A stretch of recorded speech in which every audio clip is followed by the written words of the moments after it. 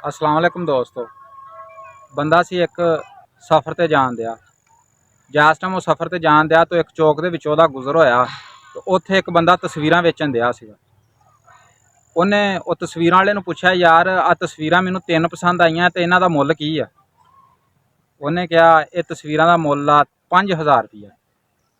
वो चुप करके तुर पिया। उन्हें कहा जो गुंजाइश हुई तो 5000 दे के ना तस्वीरां लै लूँगा। वो अपने सफ़र की तरफ रवा दवा हो गया।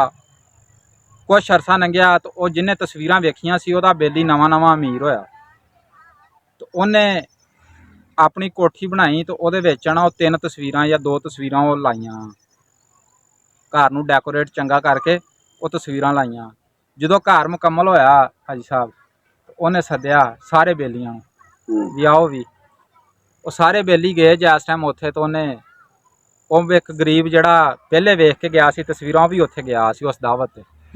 उन्हें जांदे सार वो तस्वीरां वेखियां। उन्हें कहा चौधरी साहब, चौधरी ने कहा हाँ जी। उन्हें कहा जिहड़ी तस्वीर आ ये किहदी आ? उन्हें कहा मेरे पड़दादे दी। उन्हें कहा अच्छा, वो पड़दादे दी हुण किदां तस्वीर लगी सी? सिर ते कुल्ले वाली पग, चिट्टी धोती, चिट्टी कमीज ते घोड़ी दे उत्ते बैठा तो हत्थ च तलवार फड़ी। थोड़ा जिहा अगे गया तो अगले कमरे दे विच वेख्या तो उत्थे भी एक तस्वीर लगी। उन्हें कहा जी चौधरी साहब आ किहदी तस्वीर आ? उन्हें कहा मेरे दादे दी तस्वीर आ। अच्छा। उन्हें कहा अच्छा। ਉਹਦੇ ਉੱਤੇ ਵੀ ਉਹ ਘੋੜੀ ਦੇ ਉੱਤੇ ਬੈਠਾ, ਸਿਰ ਤੇ ਤੁੱਲੇ ਵਾਲੀ ਪੱਗ ਤੇ ਹੱਥ ਦੇ ਵਿੱਚ ਨੇਜ਼ਾ ਫੜਿਆ। ਉਹਨੇ ਕਿਹਾ ਇਹ ਕਿਦਾਂ ਫੌਤ ਹੋਏ? ਉਹਨੇ ਕਿਹਾ ਇਹ ਹਿੰਦੂਆਂ ਨਾਲ ਅੰਗਰੇਜ਼ਾਂ ਨਾਲ ਜੰਗ ਕਰਦੇ ਦੌਰਾਨ ਨਾਲ ਸ਼ਹੀਦ ਹੋ ਗਏ ਸੀਗੇ।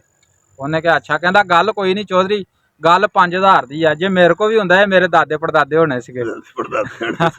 ਤੇ ਦੋਸਤੋ ਗੱਲ ਸੁਣਾਉਣ ਦਾ ਮਤਲਬ ਆ ਜੇ 4 ਆਨੇ ਆ ਜਾਣ ਬੰਦੇ ਦੇ ਕੋਲ ਤੇ ਬੰਦਾ ਆਪਣੀ ਔਕਾਤ ਨਾ ਭੁੱਲੇ।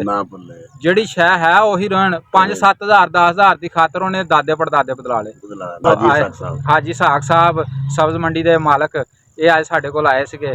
ਬੇਹੱਦ ਮਸ਼ਕੂਰ ਆ ਕਿ ਜਿਨ੍ਹਾਂ ਨੇ ਸਾਨੂੰ ਆਪਣੇ ਕੀਮਤੀ ਟਾਈਮ 'ਚ ਟਾਈਮ ਦਿੱਤਾ ਤੇ ਮਸ਼ਹੂਰ ਸ਼ਖਸੀਅਤ ਆ ਵਾਲੇ ਦੀ। ਤੇ ਵੀਡੀਓ ਨੂੰ ਲਾਈਕ ਕਰੋ, ਚੈਨਲ ਨੂੰ ਸਬਸਕ੍ਰਾਈਬ ਕਰੋ। ਮੈਂ ਤੁਹਾਡਾ ਆਪਣਾ